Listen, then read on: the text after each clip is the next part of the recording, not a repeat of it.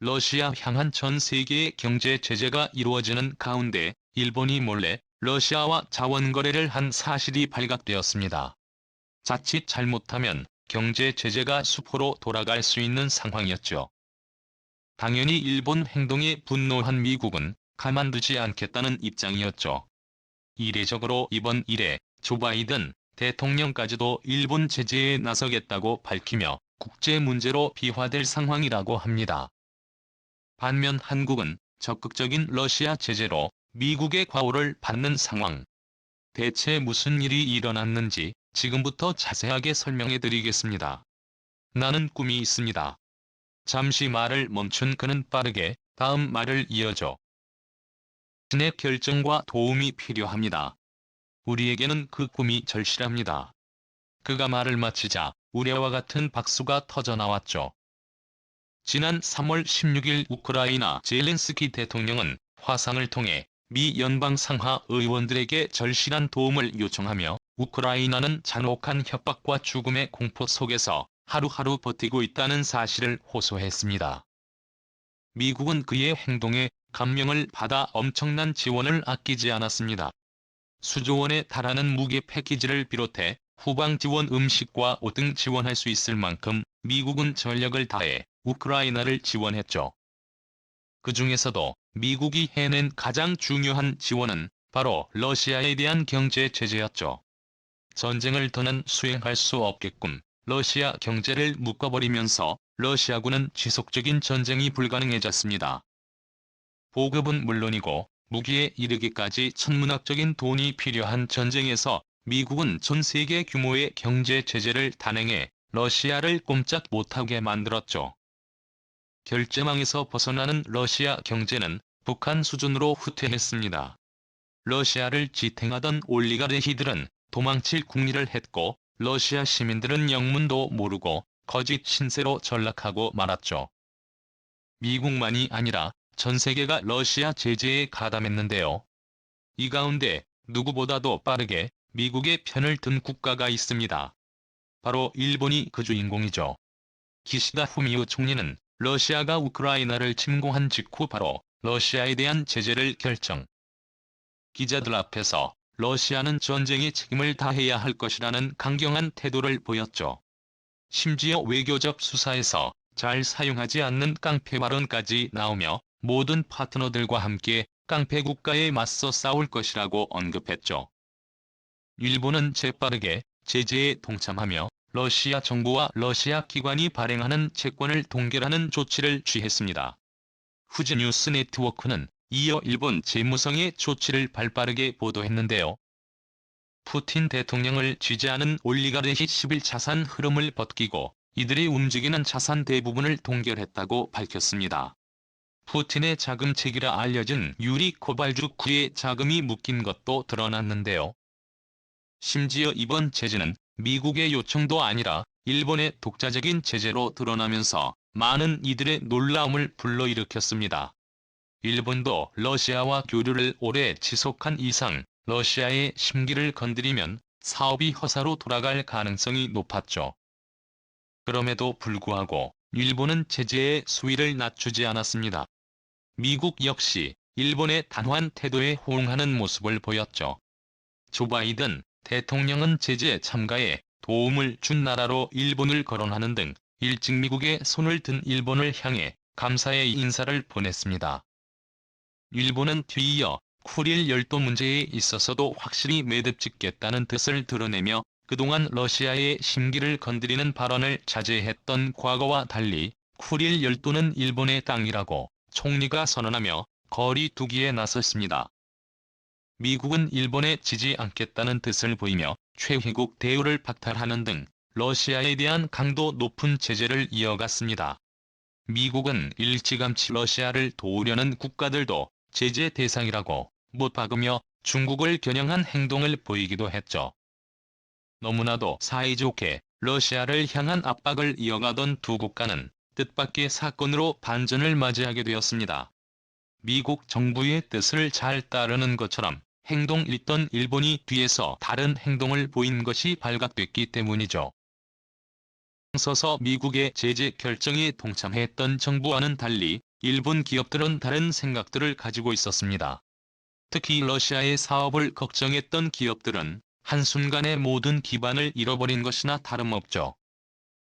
이번 문제를 들며 미국과 유럽 기업들은 러시아 매점 철수를 선언했지만 투자한 돈을 생각해 그럴 수 없었던 일본 기업들은 조용히 있었는데요. 하지만 러시아 제재에 동참해야 한다는 여론이 거세지면서 일본 기업들은 입장을 발표해야 했죠. 그 중에서도 패스트 패션의 선두주자인 유니클로는 난감했습니다. 2010년부터 러시아에 진출한 유니클로는 유럽 최대 규모 매장을 러시아 모스크바에 오픈하는 등 러시아 사업에 엄청난 공을 들이며 유럽 진출의 교두보로 러시아를 이용했는데요. 유니클로의 회장 얀 하이타다시 회장 입장에서는 곤란한 상황. 결국 그는 투자한 금액을 손해 볼 수 없게 기존 매장 운영을 그대로 유지하겠다는 결정을 내리게 됩니다. 여기서 그는 황당한 발언을 내보였는데요. 애플 같은 IT 사업이라면 존재할지 몰라도 의류는 다르다며 러시아 사람들도 똑같이 생활할 권리가 있고 생필품과 밀접한 연관이 있는 유니클로는 다른 기업과 같을 수 없다며 인권 때문에 사업을 철수하겠다는 기업을 바보로 만든 것이죠. 당연히 세계 각국에서 유니클로에 대한 불만이 터져나왔습니다. 다른 기업들 역시 사업을 철수했을 때 손해를 보는 건 마찬가지라고 말하며 유니클로는 오만한 모습을 보이고 있다는 의견이 퍼졌습니다. 한국 기업의 예를 들며 유니클로를 비난한 이들도 있었는데요. 일본 국민들 가운데서는 삼성과 같은 대기업들도 우크라이나 전쟁에 동참해 제재에 참여 막대한 손해를 감수하고 있는데 유니클로도 동참하지 않을 이유가 없다며 유니클로의 이기적인 행동을 비난한 것이죠. 결국 유니클로도 제재에 동참하겠다고 밝히며 사업 철수를 결정하며 현재 운영하던 러시아 매장 50곳을 정지. 일본에서 생산하는 유니클로 옷도 러시아에 수출하지 않기로 한 것입니다. 다른 기업들 역시 일본 정부가 요구한 대로 제재에 동참하는 듯 보였습니다. 러시아에서 건설기계 생산 및 판매를 하고 있는 일본 기업 히타치 제작소 역시 사업을 중단하기로 발표하며 건설기계 생산을 중지, 심지어 이미 넘겨주기로 약속한 물량까지도 전량 회수하겠다고 밝혔습니다. 일본 정부의 요구대로 민간 기업들도 러시아 제재에 동참하는 듯 보였으나 정부의 뜻과 반대로 뒤에서 러시아와 밀무육을 하는 일이 발각된 것인데요.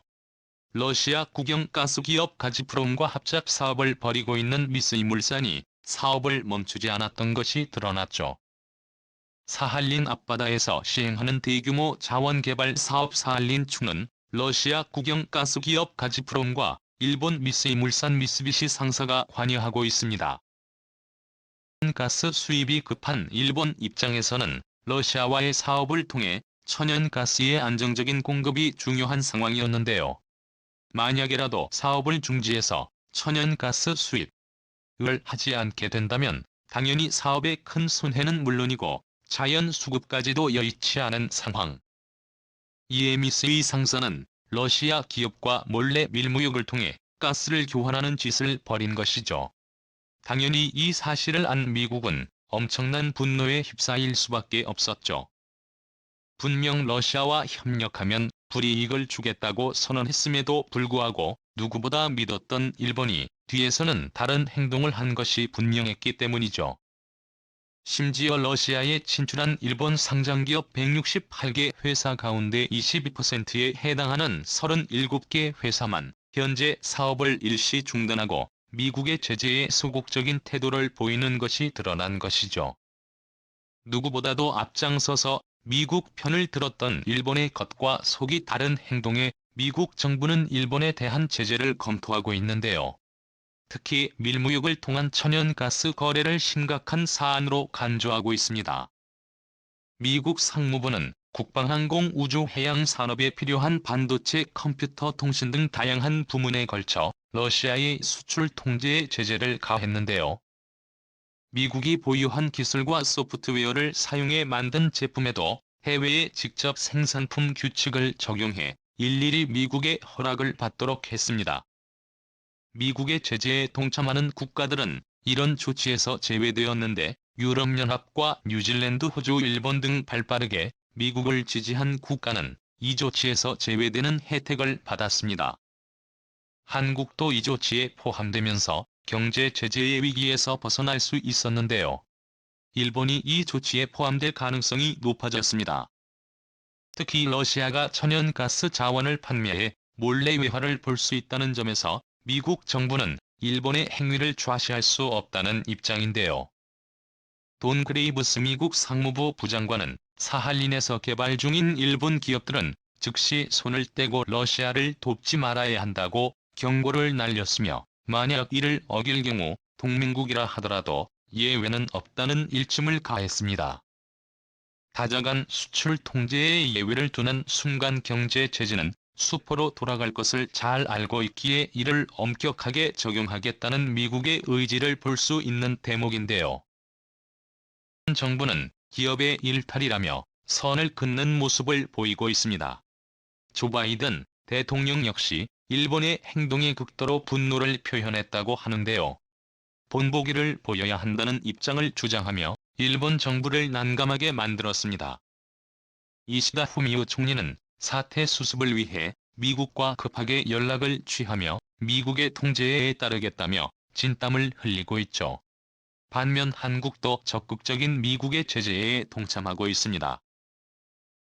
도 최근 러시아 제재에 동참하겠다는 뜻을 밝히며 움직였죠.